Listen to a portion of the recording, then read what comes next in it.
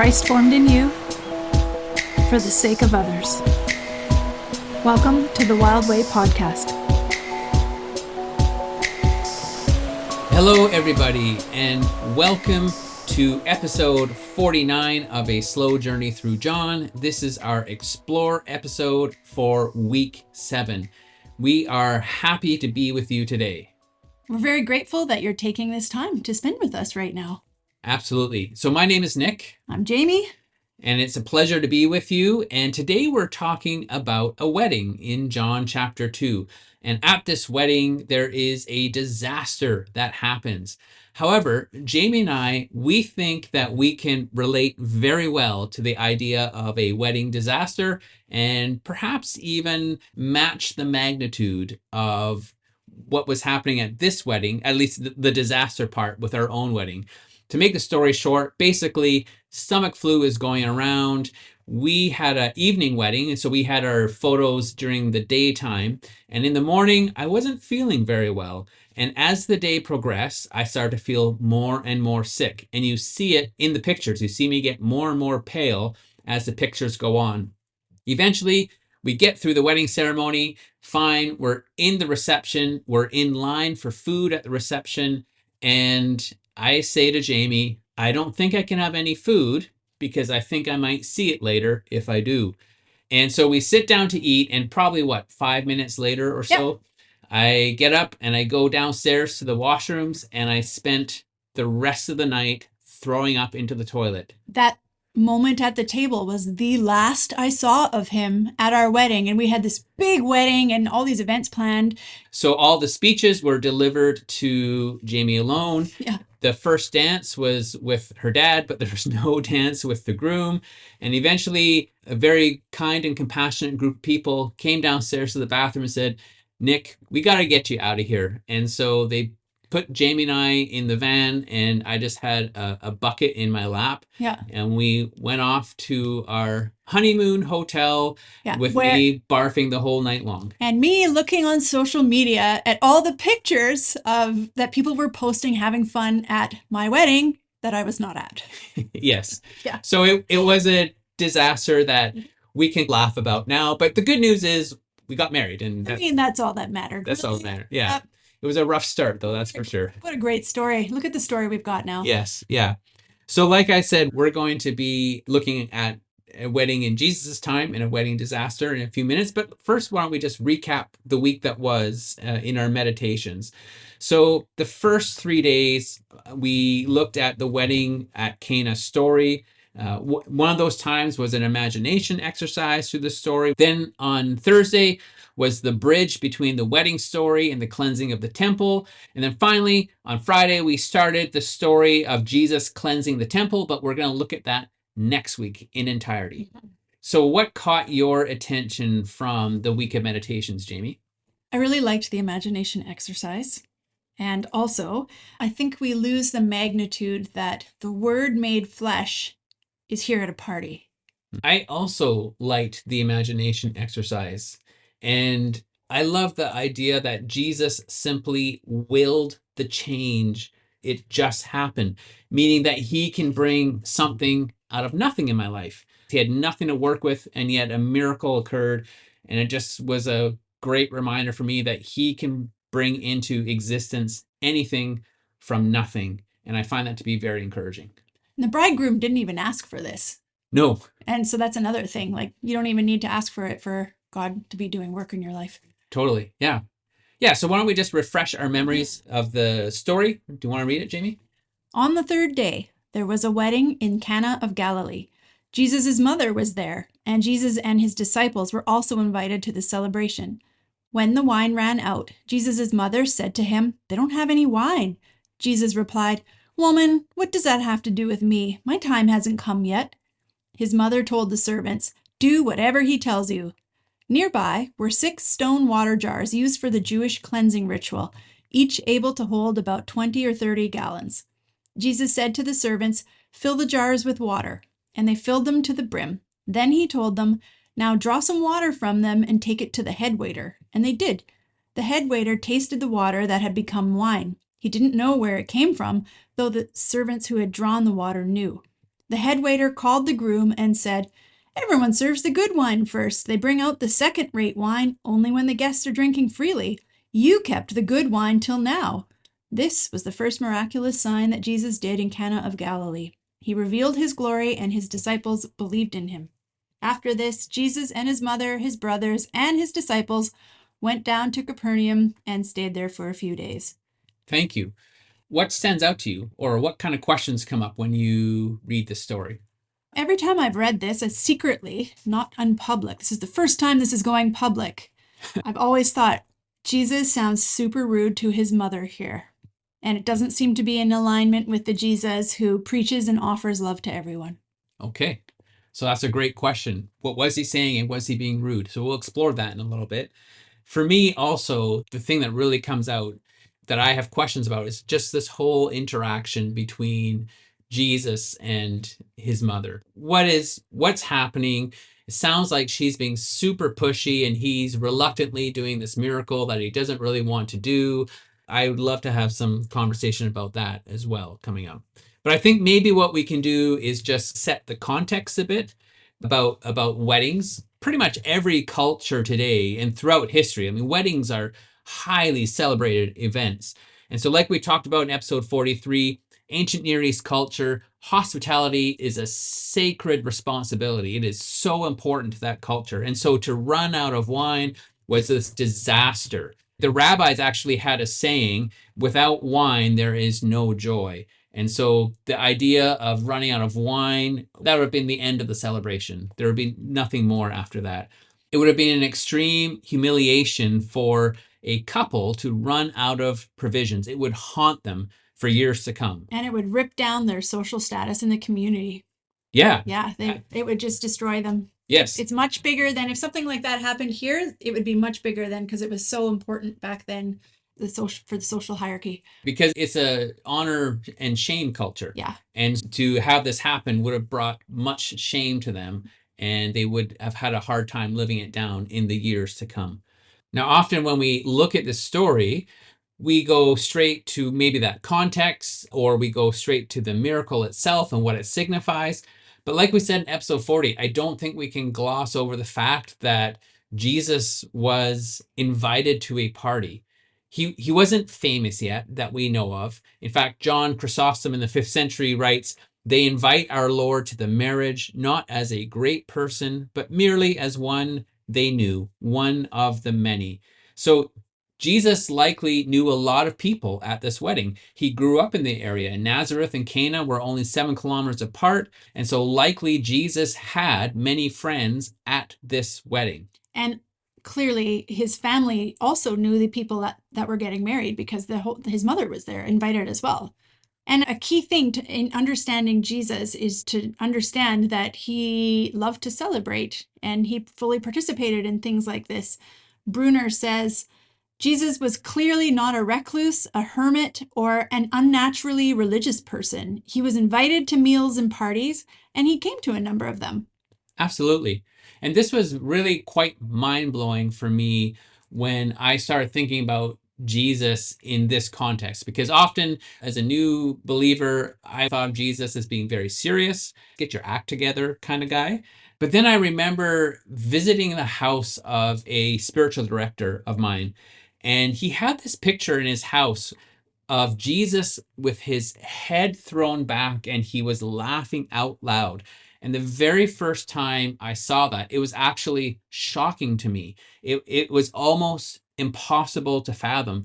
But at the same time, seeing that, it created such a longing in me that I wanted to know that Jesus who laughed, who joked around. I don't know if you've had any experience of that. Is it hard for you to picture Jesus laughing or joking around? I think like you, when I became a Christian, I also thought Jesus was severe and ready to squash me and always watching. But now this is the Jesus that I picture, and this is the one that I need, and this is the one that I relate to because I love having fun and joking around, and I feel like Jesus is the same way. I bet you, man, imagine the jokes the King of the Universe could crack. Imagine how he could make us laugh. Yeah, same here. This is the Jesus I now picture. This is the Jesus I now know, and it creates this desire to follow him. I forget the name. What's the name of the series, the kind of current series with The Chosen. The Chosen? Yeah, I think The Chosen actually does a really good job of presenting the side of Jesus. Like you see him in that smiling and laughing and joking around with his friends, his disciples. The sad part is, though, is that often as followers of Jesus, we emulate the Jesus that we picture. And so when you have people who see God or see Jesus as very serious and get your act together kind of person, they tend to be that way themselves. And when you see people understand or see Jesus, the more lighthearted side of Jesus, they tend to emulate that as well. And so I have this quote here from the Anglican bishop a couple hundred years ago, J.C. Ryle, who said, "It's a real misfortune to Christianity when a Christian cannot smile." It's not super compelling to want to follow Jesus if you see a severe person. Right. Yeah. Exactly. And so for me, I have been trying to model myself more after this Jesus, the Jesus that can laugh, the Jesus that can joke and be serious as well. And it's, for me, it's something that I'm growing in, but I just love the idea of following this Jesus and emulating this Jesus to the world. Yeah. Okay, so let's move on from that to another great question, which is, why is John even writing this? If you think about it, this wedding is the first major act that John records. And John, as we've talked about, he's an excellent writer. He knows how to shape a story, and he everything he includes is there for a reason. So it's not a coincidence that he puts this miracle as the first major act. In fact, he only chose 7 signs or 7 miracles to record. Out of all the miracles that Jesus did, he only chose 7, and he chose this one as the first one. And at first glance, it seems like a really weird story, not only to include in an account of Jesus, but to make it your very first act of ministry. If you think about Matthew, Mark, and Luke, their first acts with Jesus are exorcisms and healings, calling of disciples, preaching to crowds. And then we have this story from John, Jesus in a tiny little town at a small little wedding, turning water into wine. Especially because it was so subtle that not even many people knew about this except for his mother and the servants and his disciples. Like it wasn't a big showy thing either. Yeah. People didn't even perceive it. Only a few people perceived it. And the big reason I think why John records this, actually the clue he gives us is in verse 11, which we'll look at in a second, and that's with the word sign. Also, though, wedding is a pretty big theme or metaphor throughout scripture. Like in the Old Testament, there's this metaphor of God's marriage to Israel, which is the central theme of their relationship. In Revelation, we have the marriage supper of the Lamb. Also, I don't think we can ignore the fact that John has already, in writing the book of John, has already made major allusions to the creation account. And in the creation account, there was the first wedding. And now here we have Jesus entering ministry, and there's the first wedding. And so I think there is some definite parallels and allusions, and I think he did that on purpose to go back to creation. Totally. Yeah. Like we said, I mean, he's a good writer. He has something he's trying to say with this. But also, you look at a wedding, and when you think of weddings, you think of a new beginning, a new chapter, new life. There's a new name, there's a new family that's created. And this represents something to John. And I think he's actually saying something about Jesus by having this miracle at a wedding. A new age has begun with Jesus. This never-ending wine is probably symbolic of this age. Jesus later talks about new wine, like having new wine. And so we have this idea of this new wine of grace and glory. Yeah, I think that as always with John, there's the initial story of the wedding, but underneath there is the deeper things of basically John is saying, hey, the new age is here, the new wine is here, it doesn't fit into the old way of purification. We'll get into that in a bit. Yeah, so he's saying a lot of things to us very directly by having all this taking place at a wedding. Indirectly, I don't know if this is on purpose or not on purpose, but indirectly, I think it also gives us permission and blessing as his followers to attend these times of celebration, these times of rejoicing, to have fun. Like I think of Ecclesiastes 10:19 that says, feasts are made for laughter and wine cheers the living. We talk about the ascetic disciplines in following Jesus, fasting and things like that. But there's also the spiritual discipline of feasting. And I think the spiritual discipline of feasting is just as important as a spiritual discipline as fasting. And this gives us permission to do that. And joy is something that develops when you follow Jesus as well. Yeah. So I think that is also something like this is moments of joy are great. Yeah, exactly right. Following Jesus is not meant to make us stern or frowning or melancholy. It's supposed to actually increase our joy. Okay, so back to the problem at hand. The wedding is out of wine, and now we have this strange interchange between Mary and Jesus. What the heck is going on? Yeah.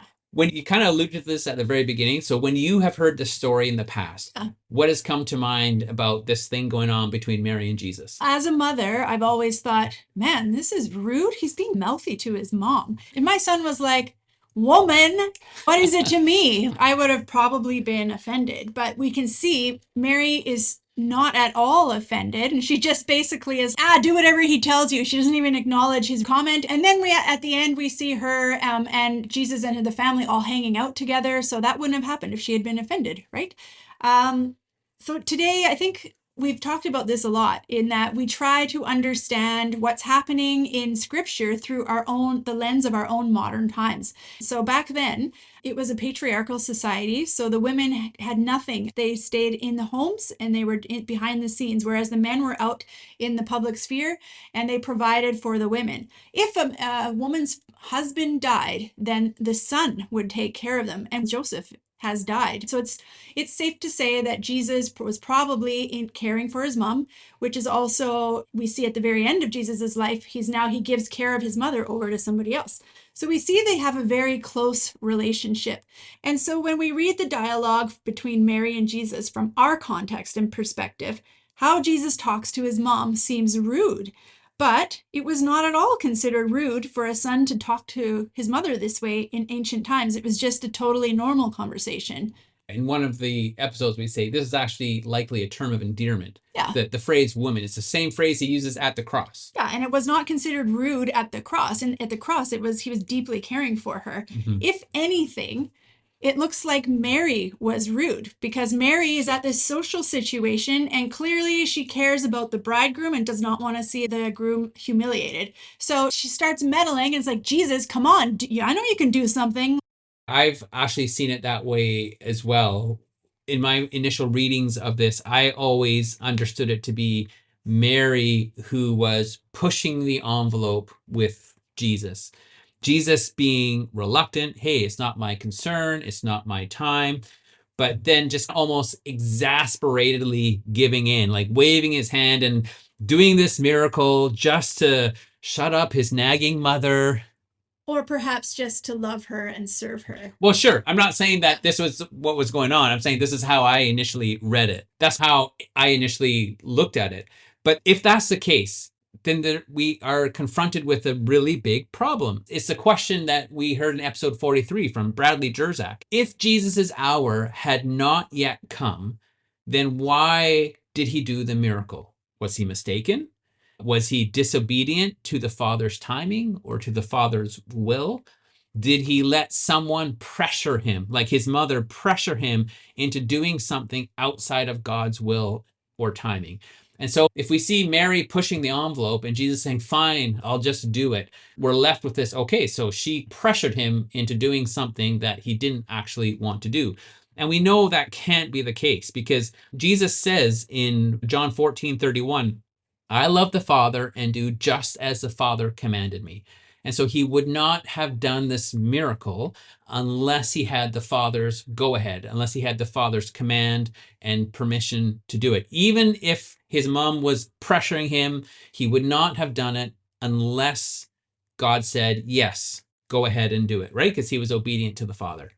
So we talked about a couple of possibilities in episode 43 of what's going on here. One possibility was that actually we have misunderstood this whole phrasing and that Jesus was actually reassuring his mother, because he uses throughout the gospel, he uses that phrase, my time, to often refer to his crucifixion. And so when he says, my time has not yet come, it could be a possibility to say, my time to suffer and die has not yet come. So I can do this miracle. Don't worry, it's not going to lead to my suffering and dying because my time has not yet come. So that's one possibility. Another possibility is just that maybe Jesus is hearing the Father speak through Mary. And what I like about that possibility is it shows me that God can speak to me through the voice of another person. It reminds me of the time when I felt my first call into ministry. So after I became a follower of Jesus, I already had my life course set. I was going to become a music therapist. And so I went into a jazz music program at our local college with the intent of transferring into another place to get a degree in music therapy. And then one day I was walking with a friend, and the friend simply said to me, I think I'm going to go to Bible college and become a pastor. And as soon as he said those words, I just knew that was God's will for me. Like I just knew it in my heart. And so at no point did God's voice come from heaven to me saying, Nick, be a pastor, or Nick, go to Bible college. My friend spoke the words, and immediately I just knew that it was something that I needed to do. So is what you're saying then that he was not aware of this plan to save the bridegroom until Mary said something, and then he realized, oh, this is my Father's will? I'm saying that is one option. I'm not saying that's the right one. I'm just saying that's one possibility of how we can understand the story. But I know you also have some theories as well. I just think this is the character of God on display here. I think he was deeply moved by compassion for the groom because he knew how deeply scarred and damaged the bridegroom and his family would be because of the lack of wine. He intervened. And so I think that it was the compassion heart of God, and this is what this story shows us. It shows us that God is deeply caring about even these silly little things that Yeah. don't really matter in the big scheme of life. Yeah, I think out of all the three kind of possibilities, the one you just shared is probably my favorite. This story isn't just about Jesus revealing his glory. This story is also about the potential humiliation of this wedding couple. And one of the lessons coming out of this is, yes, there's this lesson of God can create something out of nothing, but the other lesson is that Jesus cares. Yeah. Even if it's just about a wine shortage, he cares. Yeah, there's no limits to what he cares about or to what he will do to intervene Absolutely. in your life. Yeah. So William Barclay writes in his commentary, Jesus, the Lord of all life, the King of glory, used his power to save a simple Galilean lad and lass from humiliation. I'm guessing he's Scottish. Yeah, Barclay probably is. Yeah. So I think that's just a really good reminder for us. If when we think that our issues are so small or whatever, like God cares about these little things. Absolutely. And sometimes, I don't know about you, but sometimes in my own life or as a pastor in talking with other people, I hear this a lot about, I don't really want to bother God with my little issues. I bother God with all my little issues. But you do, because you have that kind of relationship with him. But there are a lot of people, myself included at times, where it's like, oh, this is just too small to take to God. But the lesson out of this story of the wedding at Cana is, no, there's nothing too small to bring to God. It's not like God is so busy, oh, I'll fit that in somewhere. I'll triage that and put it in an order of priority. He's God. He can handle it all. And so the invitation for us here is to take all of our issues, big and small, to the Lord of life, the King of glory, and that he actually wants to hear them and he cares about them. Yeah, I wish that we all understood how much that was real.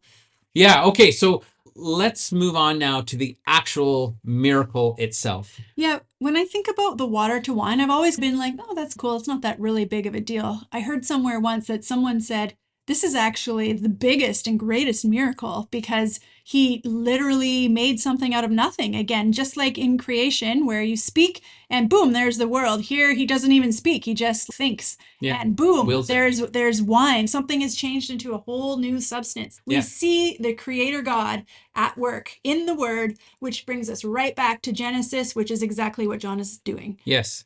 Yeah. There are, I don't know, I heard this in a sermon from someone else, and so I don't know what the source is, but there are people, or there have been people in history who have kind of ranked the miracles of Jesus as to what's the most incredible to what's the least, quote unquote, least incredible as things go.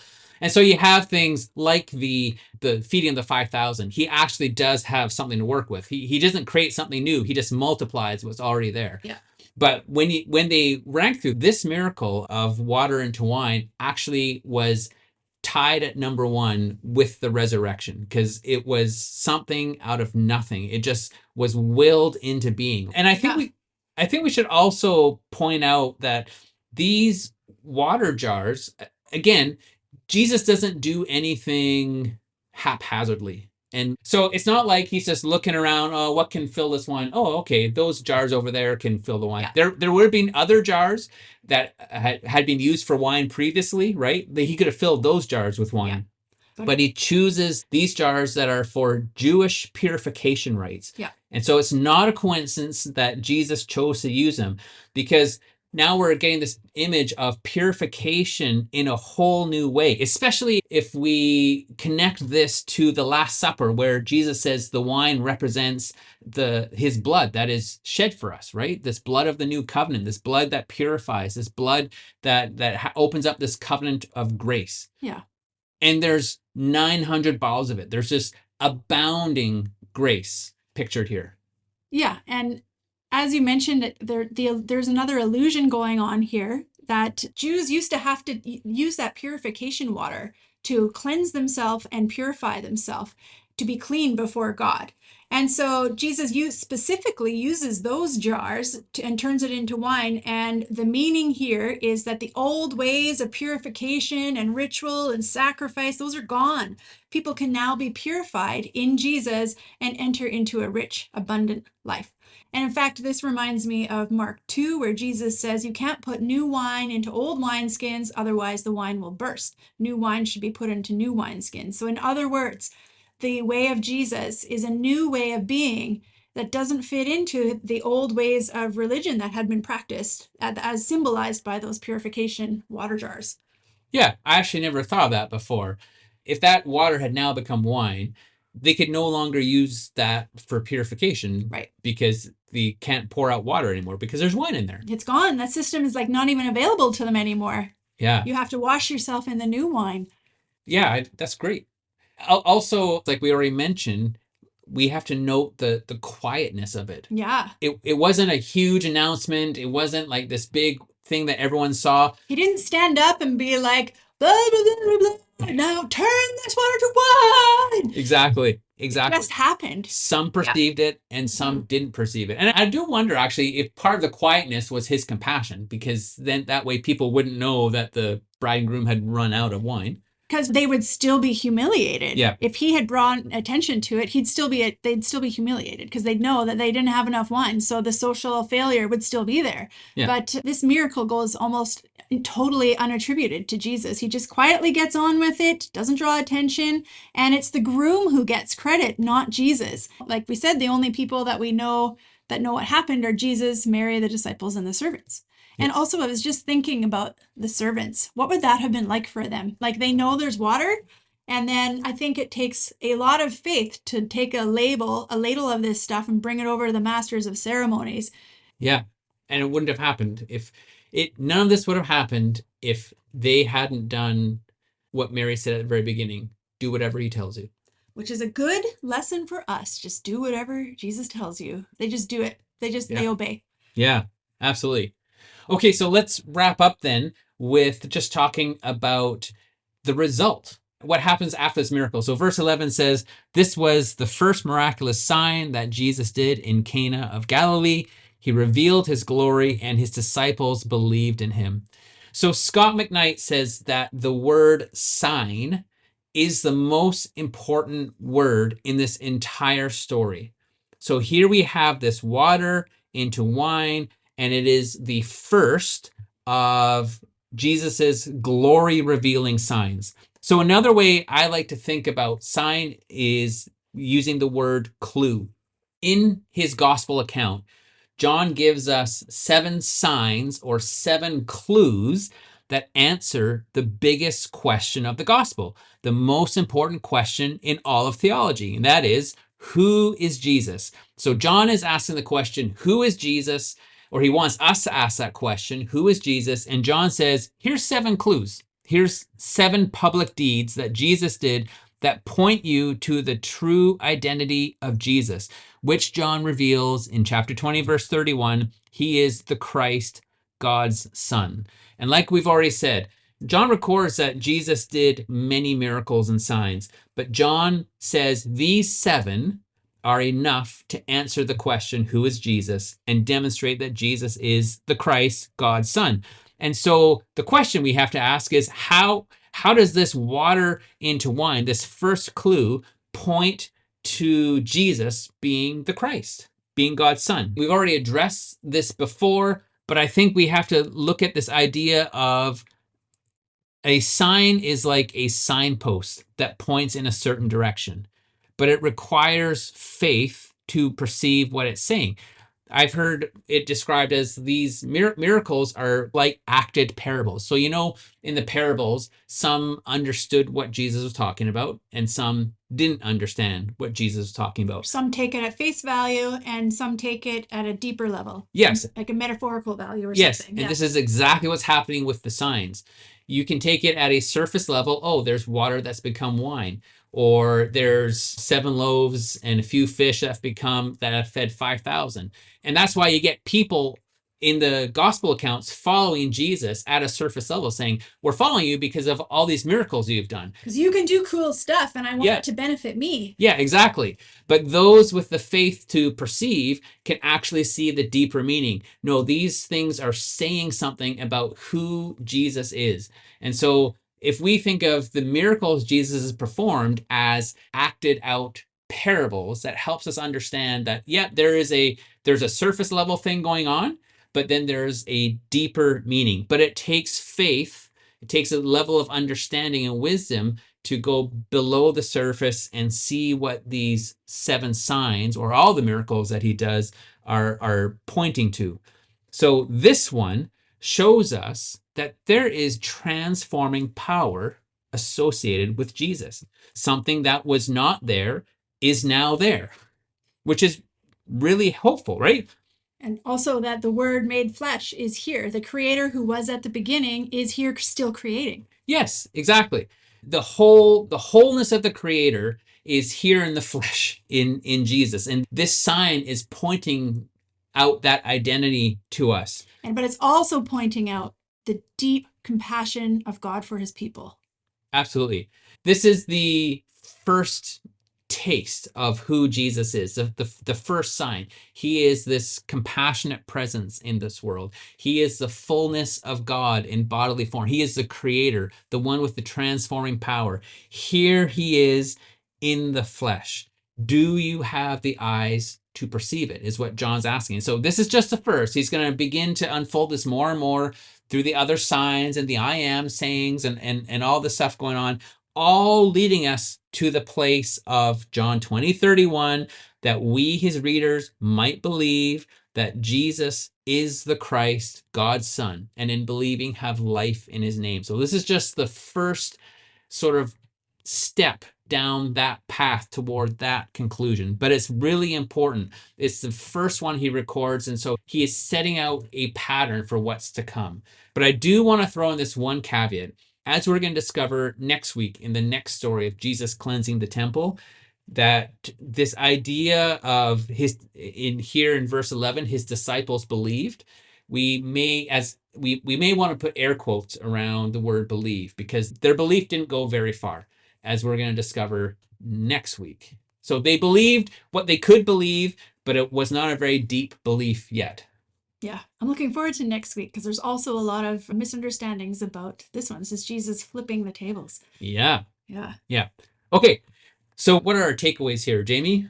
I read a quote. We didn't really get to this, but Dale Bruner said the extravagant wine of wedding celebrations will always eventually give out. And Jesus is always equal to the crisis. So what he's saying here, any kind of celebration or any mountaintop experience is eventually going to lead to a valley. Joy will eventually fade and despair can rise. And what caused excitement now may breed apathy, boredom, or sorrow.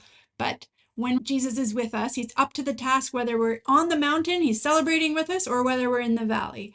I like that.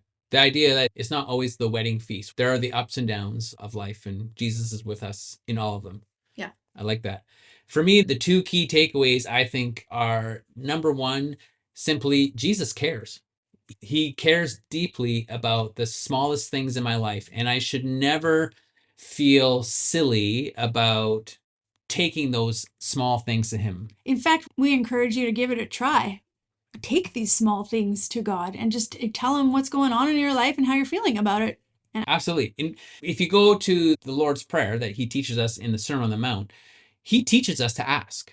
That's his model prayer, and all of it is asking, right? It's all asking for help in one form or another. So Jesus teaches us to ask, and so he wants us to come to him with the big and the small issues in our life and be honest with him about it. So that's my first takeaway is Jesus deeply cares about the big and the small. so talk to him. So talk to him. And then the second takeaway for me is simply Jesus is the one in whom there is transforming power. He is like we just talked about, the power of the creator is there within Jesus because he is the creator. Yeah. And so we take these big and small issues to him and we can be very hopeful. He doesn't need to see something in me before he acts because he can call something out of nothing. He speaks life. He can speak. He's nothing. Where there's a barren ground, he speaks and boom, something's growing. Yeah, exactly.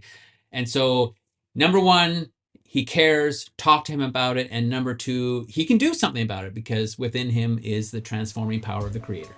And number three, this water to wine thing is symbolizing the new age of Jesus that we are still living in today. Absolutely. And Jesus is fun. And number four, Jesus is fun. And so, listener, if you, throughout this meditation this past week, or even throughout this Explore episode, if there's something that came to you, a deeper understanding into the story, we would love to hear from you. You can email us at podcast@thewildway.ca. Share your thoughts, share your questions, share your insights. We would love to hear from you. And if you want to do that in a more social way to help us build community, you can go to our Instagram post dated Friday, February 21st, which will be the week 7 overview and recap. And you can just add your thoughts and what you got out of week 7 there. So as we said, next week we're going to be looking at Jesus cleansing the temple. It's actually one of my favorite stories. Yeah. I love it. I love it. I can't wait to talk about it. Yeah, it's going to be good. Okay. So listener, it's been great being with you. And thanks for being with us. We love it. Yep. We love that you're here with us. And we will see you next week. See you tomorrow morning, in fact. Oh, yes. Tomorrow morning. Nick will be there in your ear, guiding you through the rest of your week tomorrow. Take care, everyone. Bye.